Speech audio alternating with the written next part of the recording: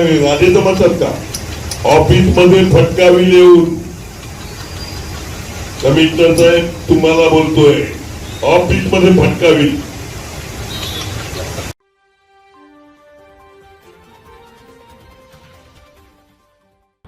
विधायक गीता के बाद अब वसई के विधायक हितेंद्र ठाकुर मनपा आयुक्त सहित कई अधिकारियों को धमकाने के आरोप में चर्चा में हैं, जहां उन्होंने आयुक्त अनिल कुमार पवार को सरेआम मंच पर मारने की धमकी दी। घटना कल 15 अगस्त के दिन की है, जब वसई विरार महानगर पालिका द्वारा जनता की समस्याओं को जनता दरबार लगाया गया था, जिसमें आम जनता के साथ मनपा अधिकारी, विधायक हितेंद्र ठाकुर, क्षितिज ठाकुर, राजीव पाटिल सहित कई दलों के कार्यकर्ता मौजूद थे। जनता दरबार में लोगों की समस्याओं पर चर्चा चल रही थी। नागरिकों का कहना था कि बारिश में भी पानी की कटौती निरंतर जारी है। इसके साथ ही सड़कों पर फेरी वालों का अतिक्रमण, सड़कों पर गड्ढे, अस्पताल में चिकित्सा सेवाओं की कमी, शहर में साफ सफाई न होना, अवैध निर्माण, पार्किंग आदि विषयों पर मनपा से सवाल किए जा रहे थे। मनपा के संबंधित विभागों के अधिकारियों के जवाब से हितेंद्र ठाकुर अपना संतुलन खो बैठे और मंच पर बैठे सभी अधिकारियों को खरी खोटी सुनानी शुरू कर दी और बाद में मंच पर बैठे आयुक्त अनिल कुमार पवार को कह दिया कि ऑफिस में आकर पीटूंगा। ठाकुर के इस बयान से सब लोग दंग रह गए। राजे जमतात का ऑफिस मध्ये फटकावी येऊन कमिशनर साहेब तुम्हाला बोलतोय ऑफिस मध्ये फटकावी। और जो लिंक मैंने भी सुना, वीडियो मैंने भी देखा, उस लिंक में जैसा आपने कहा कि यहाँ के जो जनप्रतिनिधि है, विधायक है, उन्होंने जो आयुक्त को और प्रशासन को जो जिम्मेदार ठहराया, यहाँ के जो असुविधा है, पानी की असुविधा हो, ट्रैफिक की असुविधा हो, यहाँ बारिश में पानी जमने की असुविधा हो, कचरे की असुविधा हो, कचरे को जो तकलीफ हो, इसके लिए जो प्रशासन को जवाबदार जिम्मेदारी सौंपाया, उन्होंने ये कहा कि 3.5 साल में प्रशासकीय राजवट में ये पूरा सब जो हुआ ऐसा हो गया है, पानी की किल्लत या सब ऐसा है कि गत 33 साल से यहाँ के जो विधायक है 1990 से लेके 95 तक कांग्रेस के साथ रहे, 95 से लेके 99 तक, 95 से लेके 99 तक भाजपा शिवसेना युति के साथ रहे और 99 से 2014 तक कांग्रेस और राष्ट्रवादी दोनों आघाड़ी के साथ रहे।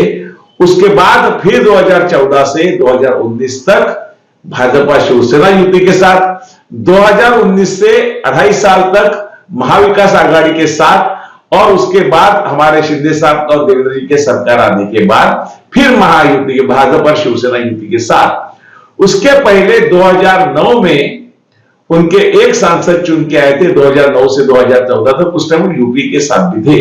मतलब गत 33 साल से ये वसई विरार ये जो एरिया सब रीजन है वसई विरार या शासकीय पूरे तालुके में, वसई विरार तालुके में इनकी पूरी सत्ता थी और आज भी सत्ता विधायक टीम उनकी है, जिला परिषद भी उनकी थी, ग्राम पंचायत भी उनकी थी, मतलब पंचायत से लेके पार्लियामेंट तक उनकी सत्ता थी।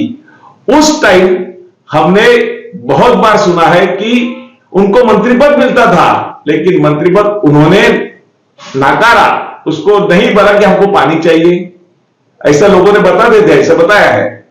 एक बार ऐसा गंगा आली रे अंगनी, मतलब गंगा मैया अपने घर में आ गई और 2015 के चुनाव में, ये चुनाव खत्म होते ही हर घर में जल, हर घर में बहुत पानी मिलेगा, ऐसा भी वरदान नहीं सुना है। तो हर चुनाव में पानी हमें मिलेगा ऐसा है। तो अगर इन्होंने इतने बार वादा किया है तो आज वसई विरार में 372 एमएलडी पानी की आवश्यकता होते भी 230 एमएलडी पानी वसई विरार में मिलता है। तो पानी अच्छे मात्रा में, पर्याप्त मात्रा में आने के लिए महाराष्ट्र शासन का तो दायित्व है, लेकिन जनप्रतिनिधि के नाते, विधायक के नाते, 3 विधायक के नाते, महापालिका हाथ में होने के नाते इन्होंने उसके लिए क्या क्या प्रयास किए, ये वसई की जनता को मालूम होना चाहिए।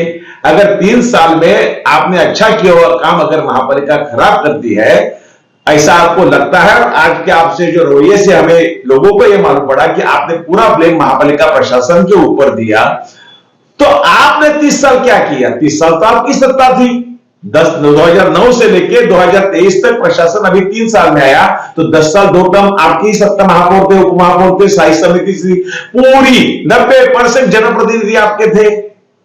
उस टाइम आपने कभी ऐसा रवैया, उस टाइम पानी की किल्लत नहीं थी, या उस टाइम ट्रैफिक का समस्या नहीं थी, उस टाइम कचरे की समस्या नहीं थी, कौन सी समस्या उस टाइम नहीं थी और आज 3 साल में हो गया। और अगर 3 साल में, गत 3 साल में अगर हुई भी होगी समस्या ये, तो जनप्रतिनिधि के नाते, महाराष्ट्र के पावरफुल विधायक के नाते, 3 विधायक के नाते आपने प्रशासन के क्यों नहीं गलती प्रशासन को बताई। आपके पास सीएम से आपका रिलेशन है, डीसीएम से आपका रिलेशन है, आप सत्ताधारी पक्ष के आमदार थे, तो आपका अगर सुनवाई प्रशासन नहीं करते, कमिश्नर नहीं करते, तो आप ऊपर तक क्यों नहीं गए। क्या 3 साल में आपने प्रशासन ने अच्छा काम करने के लिए, आप जो आपने मजबूर किया अच्छा काम करने के लिए, उससे संपर्क संवाद किया और महाराष्ट्र शासन ने संपर्क किया, उसका जो पत्र व्यवहार आपका हुआ, उसका मीटिंग का एजेंडा, मीटिंग का मिनट्स भी लोगों के लिए पब्लिक होने चाहिए। अगर आप किसी तरह से प्रशासन के ऊपर पूरा दोष देखेंगे, एक उंगली अगर उनके ऊपर दिखाएंगे तो 4 उंगली निश्चित रूप से हमारे ऊपर होगी। हमारा भी जनप्रतिनिधि करके कुछ दायित्व था, हम भी संपर्क करना चाहते थे, हमें भी खुद विधायक को भी उनसे संपर्क संवाद करना चाहिए था। क्या कि इन्होंने आज नालासोपारा ईस्ट वेस्ट में जाने के लिए 1-1, 1.5 घंटा कभी कभी लगता है, 1 किलोमीटर, आधा किलोमीटर जाने के लिए। विरार में भी इसी स्थिति है, 10 साल से नारंगी का ब्रिज जो कि तो पड़ा है। विरार में 25 साल में एक और ब्रिज हो गया, वो भी छोटे वाहनों के लिए। नालासोपारा में एक ब्रिज हो गया, जब हमारे रामनाथ जी मंत्री थे, वसई में भी एक ब्रिज हुआ है।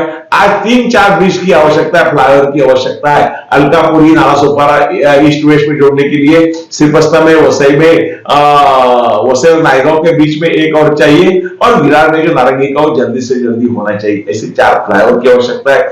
इस एरिया में 2 रेलवे स्टेशन की आवश्यकता है, नालासोपारा और विरार के बीच में, और नालासोपारा के वसई के बीच में, और नायगांव के और वसई के बीच में, क्योंकि आबादी दिन ब दिन बढ़ती है। तो इसके लिए आवश्यकता क्या है, दूरदृष्टि की। पूरी सत्ता आपको अगर देने के बाद भी, हम लोग पेपर में पढ़ते हैं, अखबार में पढ़ते हैं, न्यूज़पेपर में सुनते हैं, टीवी पे सुनते हैं कि आमदार ने, ये विधायक ने 500 करोड़ रुपए लेके गया, इन्होंने 1000 करोड़ रुपए लिया अपने विधानसभा के लिए, अपने मतदार क्षेत्र के लिए। हमने इस एक्ट में तो 283 करोड़ रुपए परसों सुना, फिर क्या अचानक आने लगा। 50% से ज्यादा भी अवैध निर्माण जो आरक्षित जमीन थी लोगों के लिए, उस आरक्षण के लिए में भी भवन निर्माण हुआ, इलीगल कंस्ट्रक्शन है। क्या कार्रवाई की आपने?